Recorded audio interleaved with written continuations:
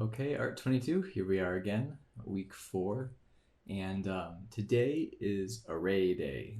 So today we are learning about the array, how to use it, what uses it has. It's going to unlock quite a few doors for us. Um, so we'll see some kind of basic examples today, and then one more interesting example today. And then in the next lecture, we'll do something even more interesting.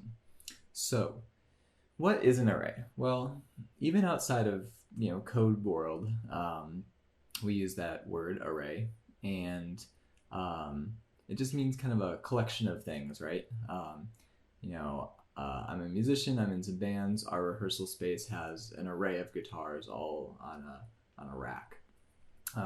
You might have a kitchen drawer that has an array of cooking utensils, or maybe you have a bunch of books on a shelf. You have an array of books.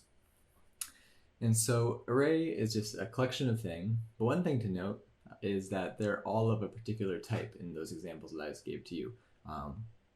That first array was all an array of guitars. Now they vary slightly, different brands, different types of guitar, but they're all of the overall type guitar. Kitchen utensils, spatula, spoon, things like that, but they're all under the type kitchen utensil. And then same with books. They're all books, different titles, different authors, but they are a book. And so we are going to be using arrays in code to keep track of collections of things. And just in like those examples before, each of these arrays will have a particular type. So we might have an array of integers or ints. We might have an array of decimal point numbers, floats. You could have an array of strings. You could have an array of images. You could have an array of a lot of things. And we're going to see a couple of those today. And so why do we use them? Well, let's go back to the idea of having an array of books, right? If we just had, and maybe this happens to us sometimes, but ideally we don't want our books to be all over the place, having to go hunt them down, can't figure out where we left it. Instead, it's nice to have our array of books on a shelf, and we know exactly where they are, and I know that if I need this book, I just go there, and I will look down where I know it's located on the shelf, and I grab that book. That's the principle of why we use arrays in code. We might need to have a bunch of floats or a bunch of images or something like that, and to keep track of them all and to be able to access them easily, we store them into an array, and then we know exactly how to get them, put them back, reset them, do a whole bunch of things that we'll see today. But that's the goal. That's how we basically just keep track of a bunch of things, is by putting it into an array. Now let's take a look at how we actually create an array and what it looks like, just by drawing it out, and then we'll put it into code together and see how it works. So when we create an array, we're going to be using this square bracket notation. So let's say I'm going to have an array. It's going to have some square brackets. And let's just say for the moment that I'm going to use an array that is of integers. So it's going to be, let's call this array numbers. That kind of makes sense, right? So we're going to have an array called numbers, and it's going to equal this list of things, this collection of integers, of numbers.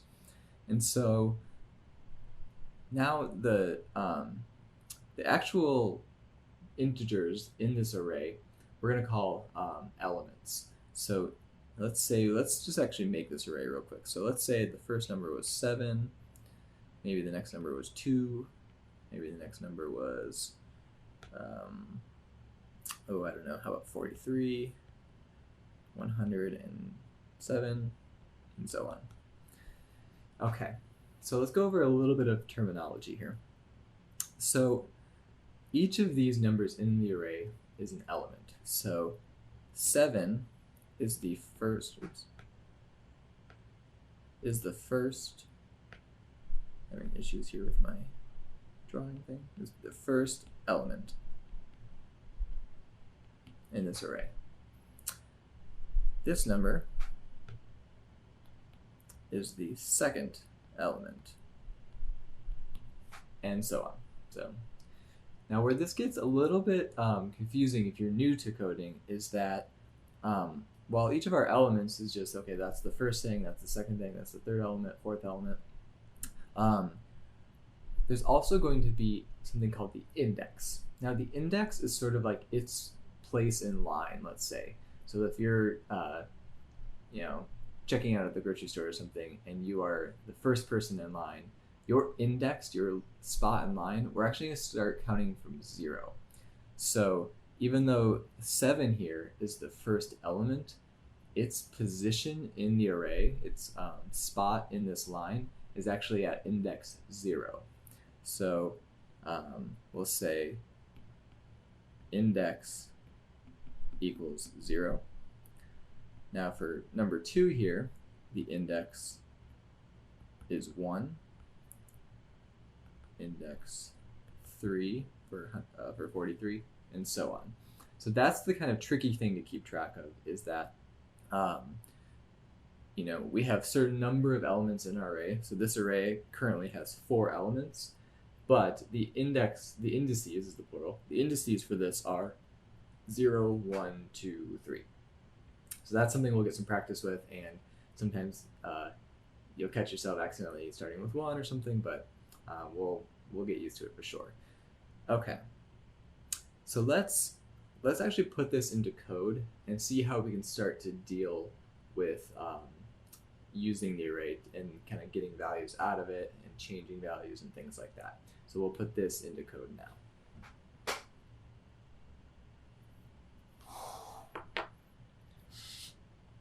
Okay, so here we are, week 4, class 1A. Let's go ahead and get the usual things going here. Some setup, draw. I don't actually know that we're going to need draw today, but force of habit. Sure, why not a size? 600. Okay, that's all we need for the moment. All right, so what we're going to do is create, just like we drew out a second ago, we're going to create an array of integers, so an array of numbers. So here's there's a couple ways you can set up arrays, but we'll deal with this particular way today, and it looks something like this. So first thing, we need to tell processing what type of thing we want to be in our array. And we said that we wanted integers, so we're going to type int. And now we're going to put these 2 square brackets to tell processing that this is going to be an array, not a variable. So it's not going to be one int, it's going to be a whole collection of ints, an array of ints. All right, now we need a name for it, so why don't we call it numbers, just like we did before. All right, and now we need to initialize how big this array is going to be. So we need to tell processing how many elements do we want in this array.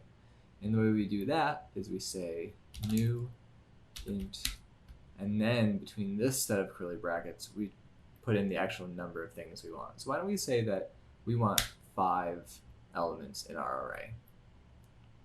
Okay, cool. So we'll say new array with 5 elements of type int. Great. Okay, dokie. So let's hang out in our setup loop for most of today. And what we're going to do now is see how we can set elements in this array to certain numbers, and also how we can view these numbers and how we can access them. So, when we were drawing this out, I just kind of put 7 to 43, 107 into our array by drawing it by hand. To do this in code, we need to rely on that index that we talked about, this position in line. So for example, let's say I wanted to set the very first element in our array, so the first number that's in our array, to equal some particular number. How could we do that? So here's the way we go about this. So first we say which array that we want to deal with. So we want to be working with numbers. It's the only one we have at the moment. Okay. Now in between here, we need to tell processing which element in the array, what index it's at. That's the one that we want to set. So we need to tell it what position in the array is the number that we want to change. So I'm going to say that our first element in our array, which is at index 0, we want that to equal, how about the number 13? So this is saying, get me the first element in our array, which is at index 0. So again, it takes a little bit to get your brain around. But the first element in our array, which its index number is 0, and we're going to set that to 13. Okay. Set first element in the array, which is index 0 to 13. So let's print that out to confirm. So I'm going to say print line, how about index 0 is,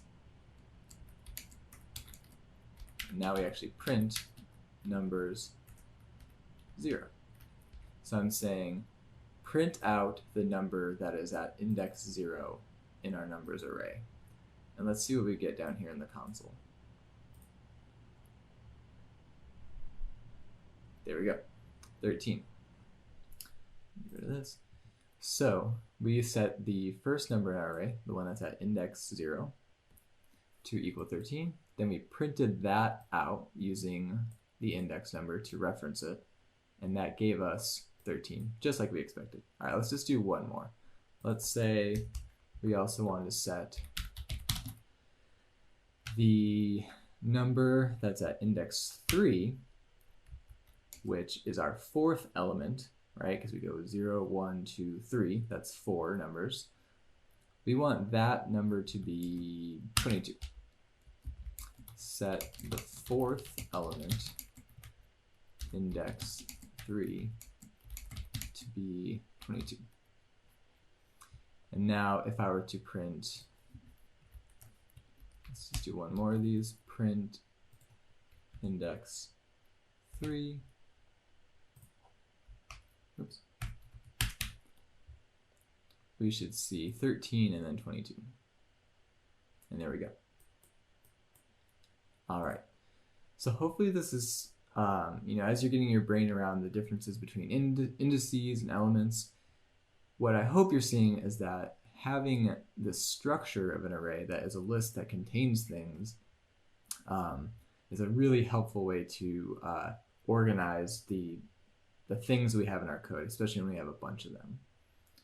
All right, so let's do this. So instead of printing these individually, I'm going to comment these out for a moment. We also have a print array function. So I'm going to print the entire numbers array. So basically you say print array, and then you tell it which array you would like to print. Print the entire array. Let's see what we get with this. Okay, great. So this should be kind of helpful to see. So on the left here, we have the index number. So 0, 1, 2, 3, 4, which we know makes sense because we have 5 elements in the array. 1, 2, 3, 4, 5. But since we start counting at 0, it makes sense that our last one is 4. Now on the right, we actually have the values for each of those elements.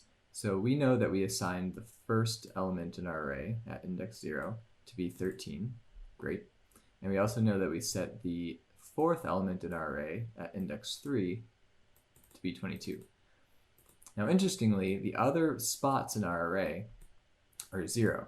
So by default, when you don't specify what an element in an array should be, it's going to default to 0 if we're working with integers and floats and things like that. Okay, cool. So let's take one more example here of how we could deal with an entire array and not just one element at a time. So because we are all pros at for loops by this point, we can use a for loop to set all of the elements in the array to some, let's say, random number. So let's see how we can do that. So I'm going to use a loop to go through every single spot in the array. So let's set up our for loop like normal. For, we'll start with I equals 0, which makes sense, right? Because if we're going to start counting with 0, we know that our first element is 0, so that seems to line up pretty nicely. So for I equals 0, when and here's the way we can get a little fancy about how we do this. We can say, instead of doing, less than 5 or something like that, we can actually just say I is less than numbers dot length. So we're going to say start at 0 and go until the length of our numbers array. And the length is just the size of the array, which we know is 5 elements up here. Great. And then, as per usual, we're going to do I++ because we want to increment that by 1 each time. Let's get our curly brackets going. Okay. So here's where this gets a little bit interesting. So now we are counting through each index of our array. So we're going to go 0, 1, 2, 3, 4. 0, 1, 2, 3, 4. Now what we want to do is set a random number to each spot in our array. So each element in our array will have a random number. We kind of did that manually here by picking kind of an arbitrary number, 13, 22, but we're going to have processing use the random function to do that for us. So here's how we're going to do that. So first things first, when we set one element of our array, we had to say numbers and then pass the index to get to that spot in the array. So number is 0, number is 3. Well, in this case, we still want to do that, but we don't need to give it a number. We're just going to give it the variable I, because I is already counting from 0 all the way through the length of the array. So that's kind of baked in for us. So we're going to say numbers I.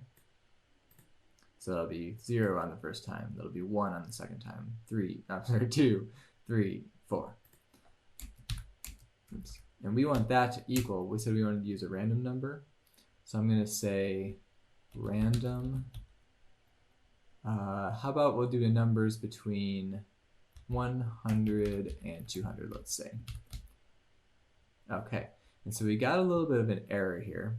Type mismatch. Float does not match with int. Okay.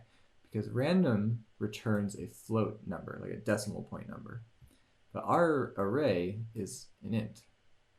So we can kind of force this to be what we want by saying int with parentheses around it. So it's basically going to take whatever floating point number we got. So maybe it gave us 104.3. And it's just going to chop off the stuff to the right of the decimal place and force it to become an integer. Okay, so let's do a couple of things here. I'm going to first print I. We'll do print line, just so we can see how I is counting up. And then afterwards, I'm going to print the array. And let's see what we get. Okay, so we can see that our for loop, I started at 0, then it went to 1, 2, 3, 4. Perfect, that's exactly what we wanted. And now let's actually look at our array. So here's our indices on the left again. And now we see that we got, 5 random numbers between 100 and 200. Perfect. So something to note is that you might be saying, well, hey, we set these numbers at the beginning, but now it's these numbers. So remember that your code runs from kind of top down, so it goes sequentially through each line of code. So even though we set these numbers up here, the stuff we did here is going to override any values we've set beforehand. So we could have set a whole bunch of values here, but because we did this for loop to set every element in our array, that's going to override anything we've done before. Okay, great. Now let's just do one more thing with this kind of intro example to arrays. Let's just make another type of an array just to see how that works. So in this case, I'm going to make an array of strings, so like letters. So I'm going to say string is the type, It's going to be an array, so I put the curly brackets. And maybe I'll call it letters. All right. Now let's make a new string array. Let's say it has 10 elements in it. New array with 10, oops, that's not a word, with 10 elements of type string. Cool. All right, and let's just do one quick example to see what this looks like. So I'm going to say, just like I did here with numbers, then I give it the index, and then I set it to something in particular. I'm going to say letters. Let's do at index 4.